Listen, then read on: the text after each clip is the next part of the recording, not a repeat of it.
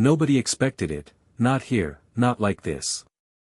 What was supposed to be just another tight-lipped congressional hearing erupted into a moment seared into the American psyche.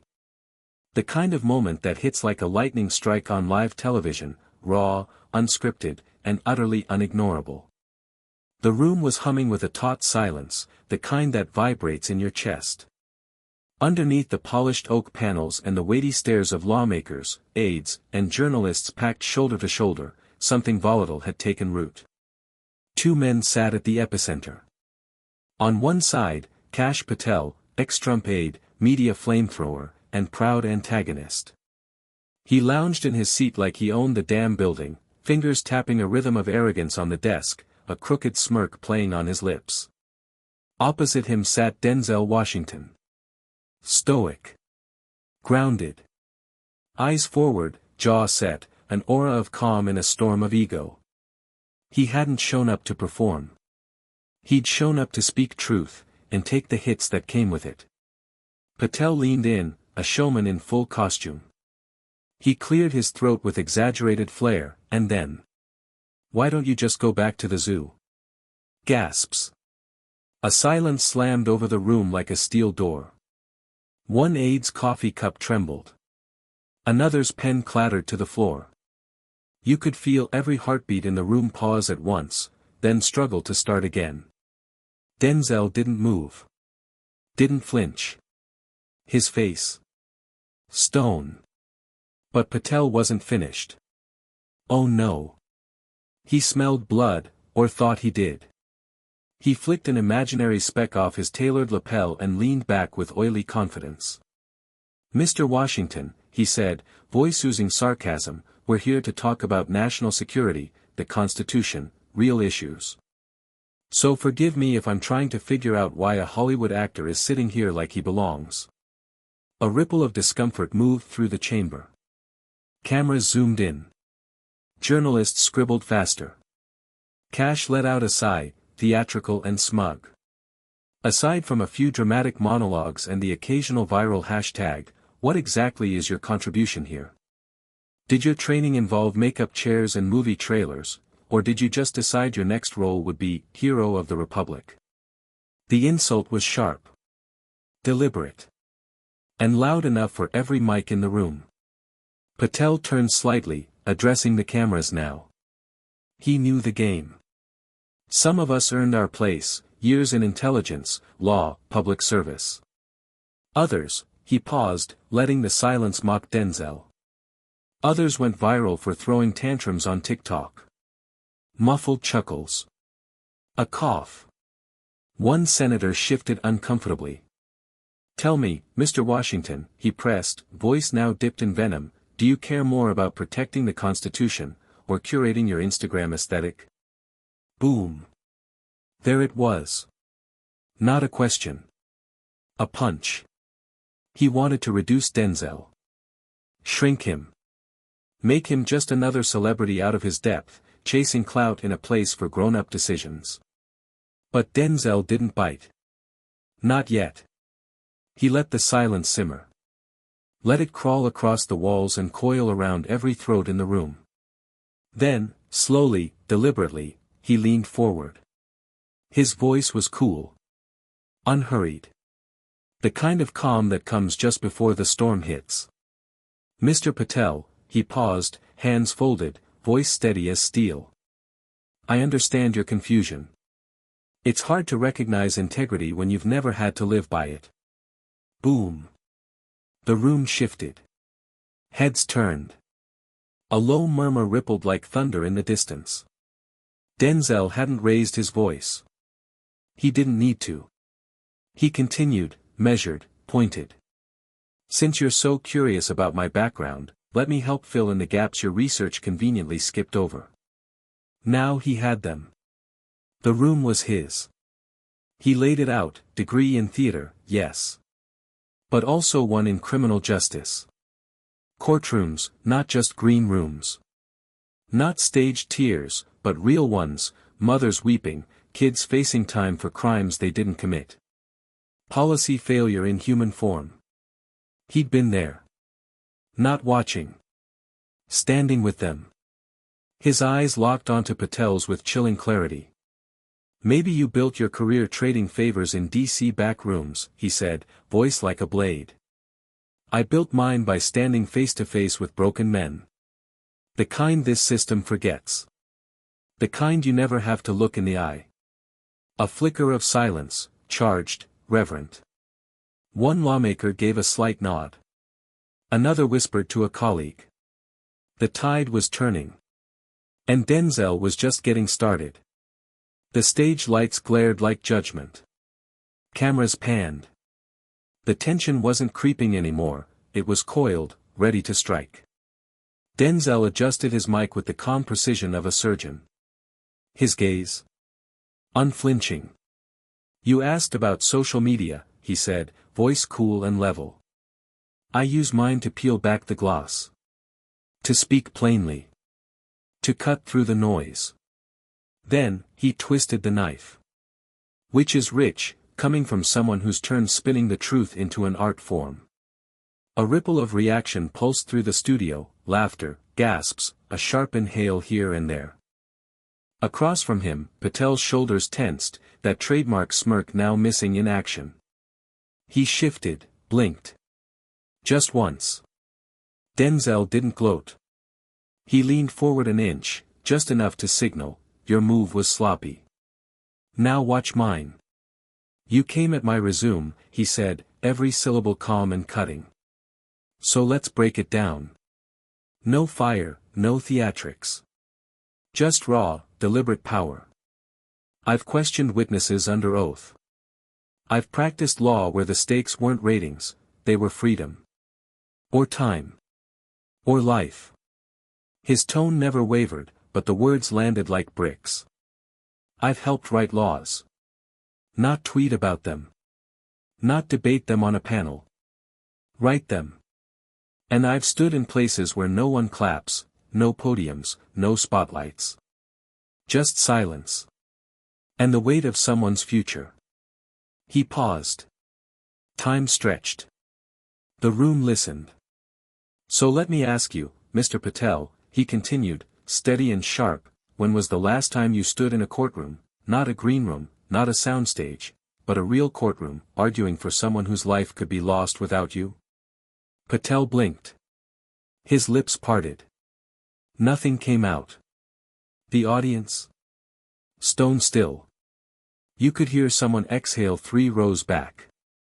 If this is just performance to you, Denzel went on, voice low but rising with quiet intensity, just another place to toss singers and chase claps, then maybe you're in the wrong room. A hush fell. No, not a hush. A reckoning. From the back row. Sheesh. It sliced through the air like a match being struck.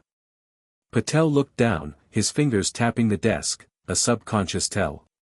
Tap. Tap. He glanced at the cue cards but didn't speak. Denzel didn't gloat. He didn't need to. I'm not here for applause, he said simply. I'm here for truth. And if that paints a target on my back. Good. I've stood in the crosshairs before. I'm still standing. He let that truth settle, like smoke after gunfire. But silence never lasts long on a stage this charged. Patel sat up straighter. His ego wasn't going to take the hit lying down. The smirk returned, but brittle now, like glass under pressure. He leaned toward the mic, voice coated in sugar and venom. You know, Mr. Washington, it's always interesting when people wear their war stories like medals. As if walking beside criminals makes you noble. He turned to the crowd with faux charm, reaching for a cheap win. But hey, when your career's built on defending thugs, I guess everything starts to look like redemption, huh? Scattered gasps. Some in the audience shifted, uncomfortable. But Patel wasn't finished. Not yet. Let's talk about who you've backed, he said, rattling off charges like a prosecutor in a campaign ad. Assault. Drugs. Armed robbery. Tell me, are these people just misunderstood souls? Or do they just fit your script a little too well? He leaned back, satisfied with his own performance. Denzel's expression didn't change. But behind the eyes, there was fire. Patel flipped to a new page. A tweet. Printed in bold. "And this one," he said, lifting it like evidence. "You called the justice system rigged. And now you sit here, claiming to honor it." He smiled like he'd caught Denzel in a lie. A trap. But Denzel didn't blink. Didn't waver. He leaned forward again, measured, grounded. "Let me help you out," he said softly. "Yes, I said it. And I meant every word." The audience drew in. "Not because I hate the law. But because I've seen it misused. I've watched a teenager rot for a bag of weed while a millionaire gets a tax lawyer and walks. A beat. That's not justice. That's a spreadsheet, where the numbers decide the sentence." Patel raised his eyebrows, mock outrage bubbling. Denzel cut through it. "You think that makes me anti-law?" he asked. "No. It makes me anti-bias. Anti-corruption. I'm not fighting the law, I'm fighting the way it's twisted against those without power." He leaned in, quiet but fierce. "So maybe you should ask yourself, Cash, what exactly are you defending?" The words hung there. The tension didn't snap, it sank in. Deep. And somewhere behind the cameras, a producer mouthed, "This is gold." "If that sounds extreme to you," Denzel said, his voice low but firm, "then maybe the problem isn't in what I believe." He let it land, cold and clean. "Maybe the problem is what you're willing to ignore." A murmur stirred, longer this time. He wasn't just pressing buttons anymore, he was pressing on wounds. Uncomfortable truths had a way of doing that. Even the other panelists, once rigid, performative, were now shifting in their chairs, their masks of neutrality cracking at the edges. Denzel didn't turn to Patel. He turned to the room. To the audience. To the bystanders who hadn't said a word, but had heard everything. "The people I've stood beside," he said, his voice quieter now, more intimate. "I didn't choose them to score points or chase optics. I stood with them because no one else would." He drew a breath. Not to pause, but to anchor. Because they deserved a voice. Because they had rights. Because I took an oath that I never traded for applause, for headlines, or a flashy publishing deal. That line was a punch with velvet gloves, and it hit hard. Across the room, Patel froze, mid-movement. His hand tightened around the page he'd been holding, the tweet now wrinkled, half forgotten. He opened his mouth as if to respond, but the words didn't come. He wasn't in control anymore. The scene had shifted, and everyone felt it. Denzel didn't give him time to regroup. "I don't hide from my record," he said, louder now, standing in it. "I own it. Every name. Every file. Every courtroom I've walked into and refused to back down in." This wasn't boastful. It was personal. Real. Because every case had made him harder. Sharper. Every injustice he'd stood against had taught him how to carry truth when the system tried to bury it. Then he turned, slow, deliberate, back to Patel. His gaze steady. "So if your angle here is to mock the people who fight for the unseen and the unheard," he said, "maybe you're not defending democracy at all." He leaned forward just enough. "Maybe you're helping distract from it." The sound that followed wasn't a gasp. It was a shift. The air changed. The crowd leaned in, nods replacing smirks, pens moving faster, aides whispering urgently into phones. Even the cameras zoomed tighter, drawn to something real. And Denzel? He didn't need to chase the moment. He grounded it. "I've been counted out since day one," he said, voice calm, but charged. "Because of where I come from. Because I don't code switch. Because I speak plainly, even when the truth is uncomfortable for people in nice suits." His words struck like truths people had waited too long to hear. He swept his gaze across the room. No blink. No stammer. But here's what you missed, he said, eyes locking with Patel. Everything you've tried to twist against me, my story, my struggle, my voice, that's exactly why I belong in this seat. And there it was. Not bravado. Conviction. The silence that followed wasn't hollow, it was thick. Like the moment was deciding which side of history it was on. Then Patel, desperate not to drown, made his move. He leaned into the mic, calm, calculating, like a professor setting a trap with silk gloves. Well then, he said, smiling just slightly, since you're so well versed in justice and institutional dynamics, perhaps you could walk us through the implications of Marbury versus Madison in today's context of executive authority? He paused. Or is that a little above your pay grade? A flicker of reaction from the crowd, some laughter, some raised brows. Classic trick, pivot to pedigree. Weaponize academia. Patel leaned back, smug. He was sure this would rattle Denzel. It didn't. Denzel didn't even flinch. Instead, he leaned back, crossed one ankle over his knee, and gave Patel a look that said, "This again? Really?" Then came that smile, not cocky. Just, earned. "You mean the 1803, Supreme Court case," he said casually, where Chief Justice Marshall clarified that the judiciary has the final word on constitutional interpretation. He didn't wait for a reaction. He delivered the follow-up like a clean left hook. "Yeah, I know it. And I know it wasn't just about courts grabbing power. It was about establishing limits. Balance. Accountability. And now the shift was visible." Patel's face twitched. His shoulders sank. The crack had widened. "Marshall didn't build influence by yelling the loudest," Denzel said, leaning in. "He earned it by being measured. By knowing when to speak, and when not to." And then came the turn. "You didn't bring that case up to discuss history. You brought it to flex. To trip me up. To turn this into some kind of televised pop quiz." He gestured around them, not grandly, just enough to make the point. "But this isn't a classroom. This is real life. And out here, quoting 19th century precedent won't protect a single mother from eviction or keep a teenager from being tried as an adult." His voice dropped to a simmer, but it carried like thunder. "It's not about knowing the law. It's about understanding it, and using it to protect the people who need it most." The silence that followed was different now. Heavy, but respectful. No one dared to interrupt. Even the cameras hesitated. Across the table, Patel was out of ammo. He shifted in his seat.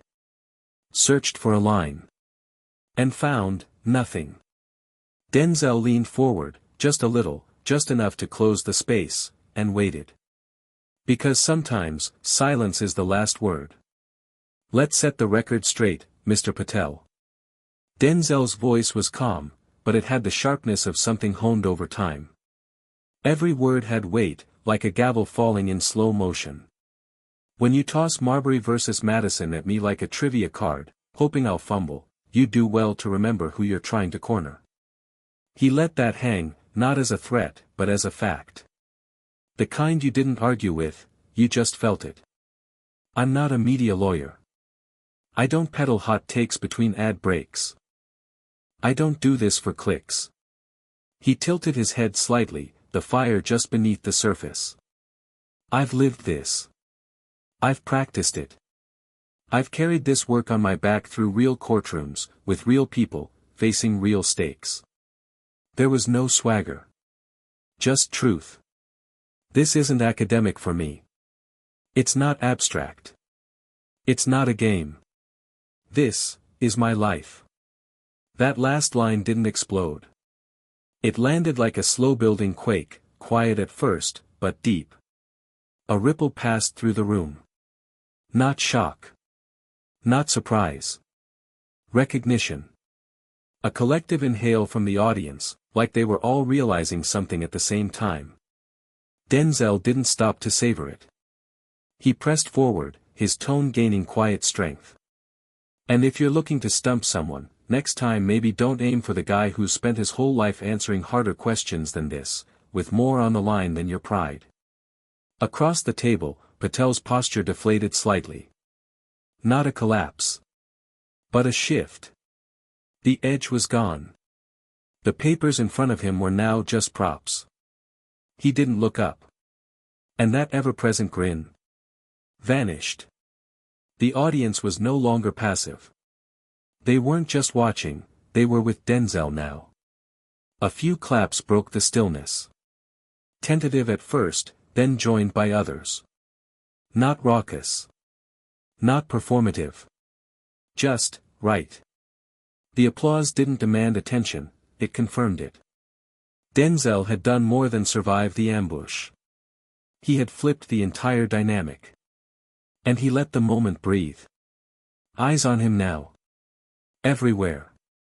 From the dais to the cameras to the interns watching from their phones in the hallway.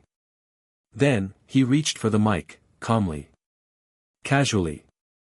So, if we're done with the legal pop quizzes, he said, his voice tinged with dry humor, maybe we can actually talk about policy. You know, what people sent us here to do. Laughter. Real this time. A release. A break in the dam. And then, just as the room relaxed, Denzel leaned forward again. Not to press. To deliver. There's one more truth I think the American people deserve to hear. And just like that, the mood turned. Not back to tension. But focus. A collective shift. Everyone paying attention. Across from him, Patel twitched. His eyes darted, calculating. But the energy was no longer his to command. Moments ago, he'd been setting traps, driving the pace. Now. He was trying not to fall behind. His fingers tapped. Faster now. Then, he lunged back. This isn't law school, Mr. Washington, he said, louder than necessary. We're not here for lectures. We're talking real-world issues. Not theory. And frankly, this isn't a courtroom. You're not arguing a case. You're putting on a show. A nervous chuckle bubbled up from somewhere in the back. It died on impact. The room stilled. And Denzel? He didn't smirk. He didn't roll his eyes. He didn't blink. He simply turned, this time not toward Patel, but toward the room itself. The country watching. You hear that? He said, voice level. When the truth hits too hard, he calls it performance. When the facts don't cooperate, he changes the game. Then he turned his attention back to Patel. Not harsh. Just sharp. He set the rules. Now he wants to pretend they never mattered. I didn't come here to entertain, Denzel continued. I came because people who live the consequences of our decisions rarely get to sit at this table. He took a breath. Just one. And when I speak, I don't speak in buzzwords or sound bites. I speak with lived experience. With data. With urgency. The room didn't move. No one even shifted. The people I fight for, they don't need polished rhetoric and smirking dismissals. They need change. They need respect. Patel tried to jump in, but Denzel raised one hand. Not forceful. Just resolute. You want to talk about what matters, he said. Let's talk about why a single trip to the ER can bankrupt a working family. Let's talk about the fact that black mothers in this country are still dying at triple the rate of white mothers, and no one seems in a hurry to fix that. His voice didn't climb. It deepened. Let's talk about neighborhoods drowning, Denzel said, eyes steady, voice carrying like a drumbeat. Not just in water, but in disinformation. In gutted programs. In promises that never made it past a press release. He didn't blink.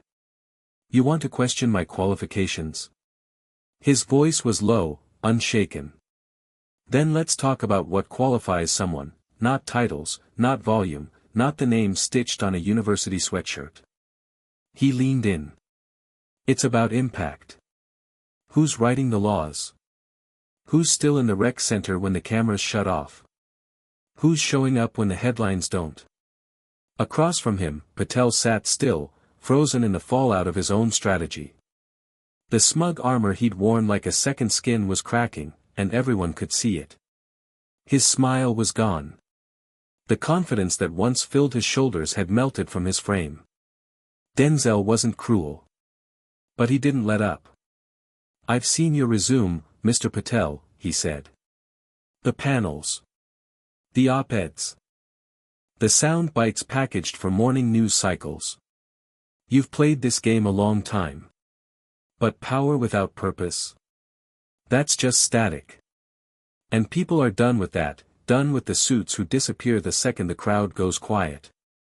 A slow pulse of applause began, one hand. Then another. Then a dozen more.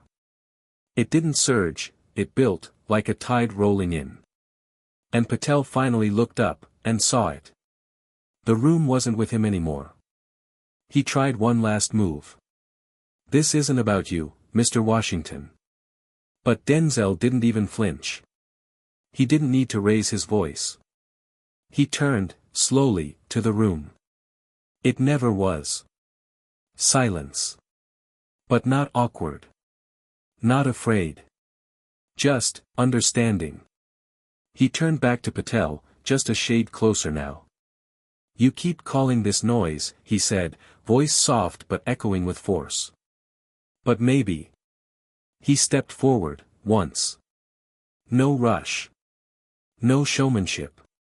"Maybe you were never listening in the first place." No mic drop. No fist on the table. Just a voice with history behind it.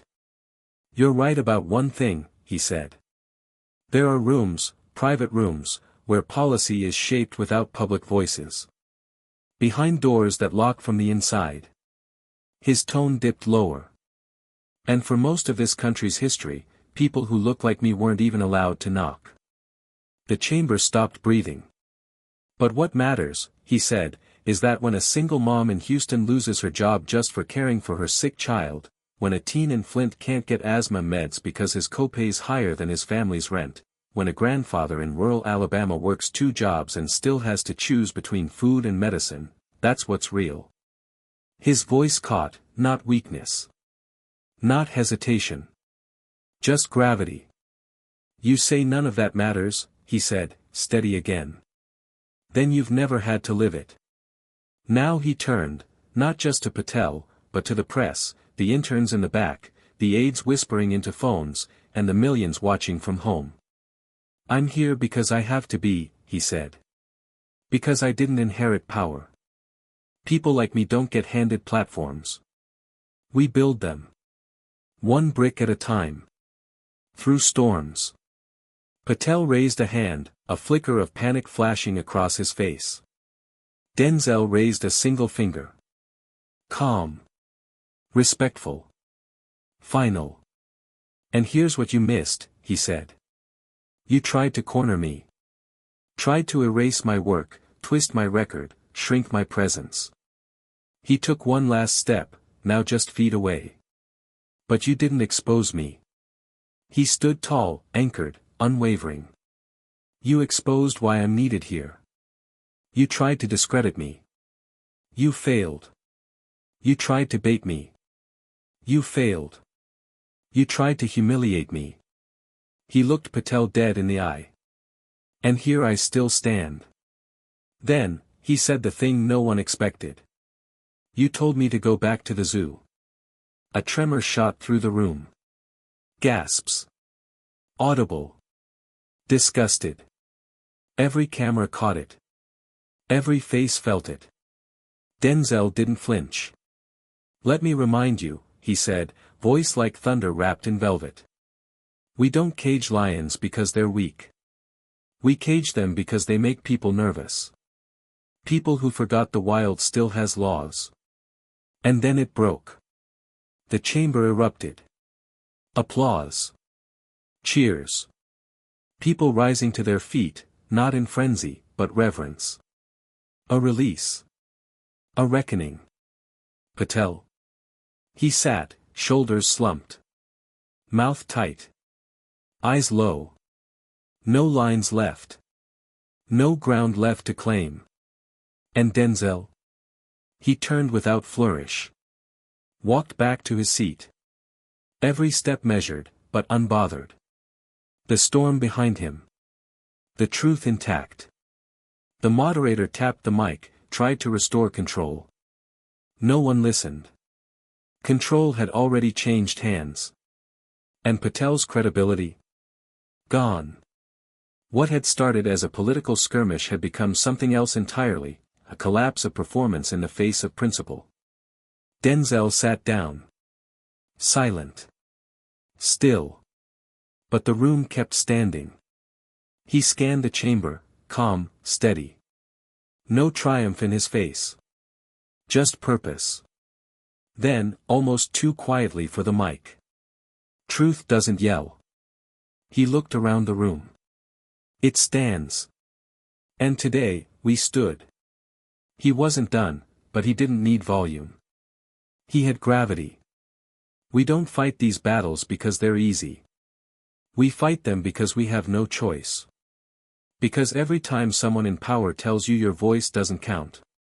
He looked straight into the camera now. Into the homes of those who had never seen themselves in that room. You speak anyway. I'm not perfect. I don't have all the answers. But I show up. I read. I listen. And I fight for the people who've been told to sit down. He looked to the gallery. Young faces. Future leaders. The next generation watching. In the end, intelligence beats arrogance. Truth beats spin. And presence, earned presence, always beats performance. The room rose again. Not out of protocol. Out of recognition. Something had changed. And everyone knew it.